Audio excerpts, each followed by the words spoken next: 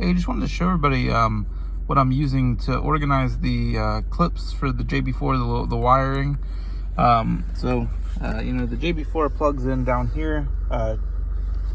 Plugs in its OBD2 port, and I've got these little clips that they have 3M tape on the back of them, so they kind of go on here.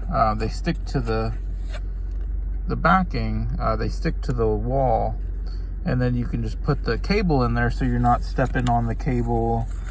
These are real cheap. You can get this on Amazon. I think it's like, yeah, they got this one at TJ Maxx, is $3. They're pretty similar priced on Amazon, but I figured I'd show you guys what I use to keep my wires out of my way, so I'm not actually stepping on them or anything of that nature.